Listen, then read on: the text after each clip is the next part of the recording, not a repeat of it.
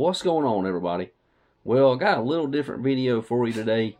Reason why is because we went out digging. Me and Chris went out with Diggin Dixie at a spot, one of her permissions, and well, it was kind of a dry place and very, very slow. Did find a couple things, so I'm going to throw that footage in there. And then also going to do something kind of different, but Jacob wanted to do it. It's something he wanted to add to the channel, something he wanted to add to the video. I said, well, it's a perfect video to do it for, because didn't want to just throw out the footage from our hunt with Diggin Dixie. So Jacob wanted to do a coin hunt video of him going through some change, like rolled coins and things like that. Had a lot of pocket change that he'd been saving up. And so I want you to see what he found as well. May not be a video for everybody, but at least you get to see a little bit of something from all of us. A little bit of metal detecting, and also some coin roll hunting. We hadn't done that in a long time, so but that's what we're going to throw together for you today, and hope you enjoy the video.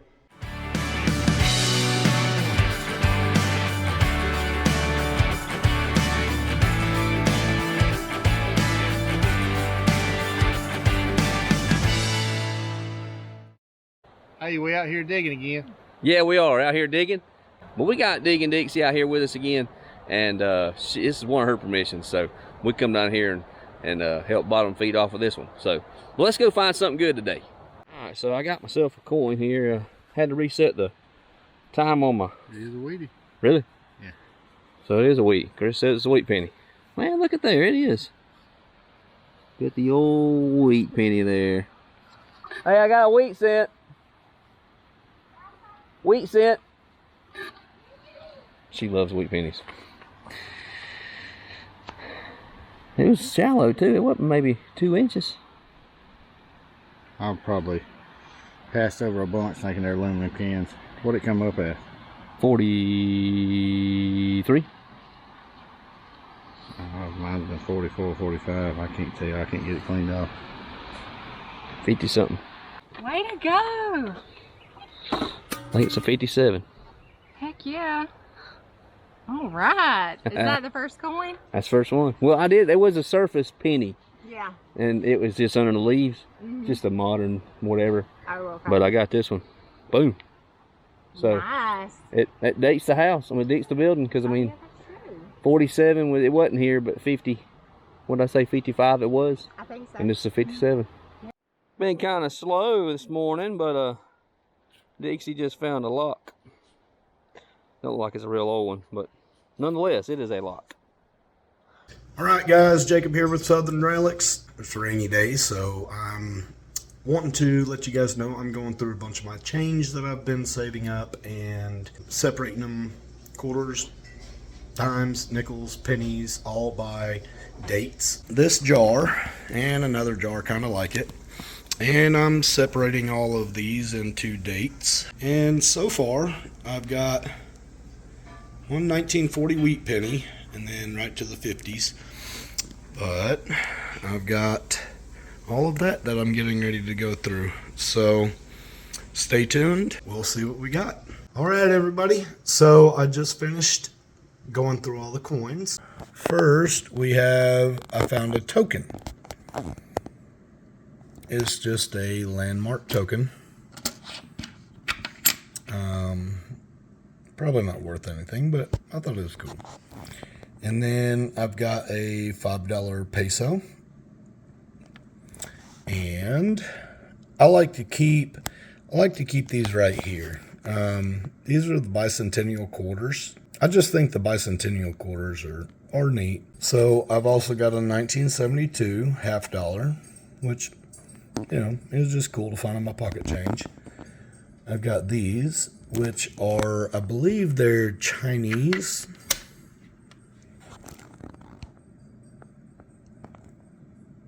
yen, 1979 and 1988, I believe. Yep, 1988.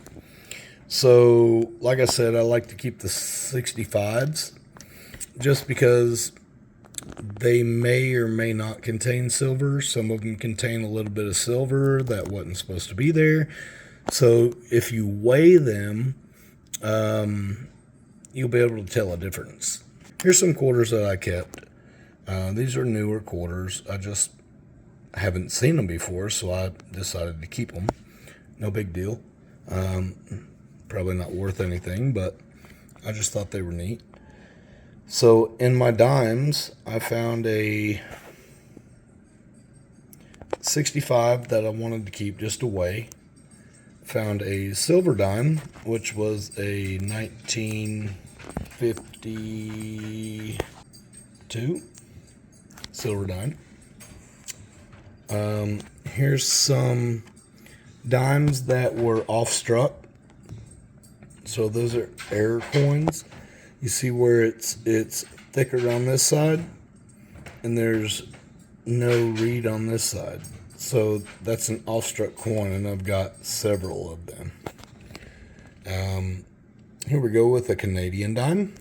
I like to keep the 1940s and 50s nickels. I just figure they're so old, might not be worth anything, but I like to keep them. And then the buffaloes, I like to keep the buffaloes. Now these are different. So with this one right here, if you flip it over, that's a 1971 with a D Denver mint mark. And it's in really good condition for 1971. So whenever you flip this over, if you look at the steps, right here, right there on the steps, on this one, you can see every detail of the steps. Let's see if I can zoom in on that. Yep, there we go. See every detail on the steps. The steps in these years from the 70s and 80s are almost unheard of. You can't find those with the steps fully intact like that. So whenever you find one like this, it's worth keeping it. If you want to get it graded, by all means get it graded, because that is what they look at whenever they grade these coins. They want to see, especially from the 50s, 60s, 70s, 80s, that is what they look at. They want to see if there's a full set of steps. And as you can see there, that one is completely detailed. Normally, you don't see that. That's why I kept that one. I may send that one off to get graded. This one right here, as you can see, that's normally what the steps look like on most of your coins that are in the 60s, 70s, and 80s. So I kept this one because it's a 1984, and with this 1984,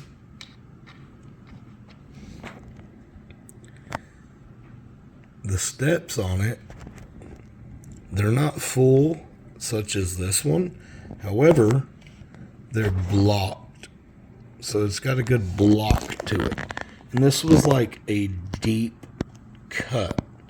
So if you can see the angle, that's a really deep indentation at the bottom of the building compared to this one, or compared to others. Like you just seeing the coin, you could tell it was a very noticeable strike. So that's why I kept that one. All right, moving on to the pennies. So I found a 1940 wheat penny, a 44 wheat penny, 53, 55, a 57, a 50, and a 59. So I've got 1, 2, 3, 4, 5, 6, 7 wheat pennies out of my pocket change. That's pretty good. I enjoy wheat pennies. Now, here's another penny I enjoy keeping. I just like this penny. They're nice. They're different. So when you flip it over, you got your year, 2009, and that's what's on the back of it. So I found a couple of those. which I think are worth keeping. And then I found this one. Probably not worth anything. However, around the edges, if you'll notice, the edges are worn down almost into like a, I don't know, a metal silver type. And then if you look on his head, you can see where it's different there, where it's wore off. So maybe it's just a bad strike with the colors, but you can see here it's also on the reverse side. So I figured, you know what, that stands out. It might be worth something. You never know. So I'll research these. But anyway, thanks for joining me. That was my pocket change. And if you guys got any questions about pocket change or what coins are worth or what coins to look for, I'm not, like I said, I'm not an expert, but I do enjoy looking through coins. I won't figure out all the errors. I don't know all the errors because there's quite a few. But if you want to know the basics on what to look for, hit us up.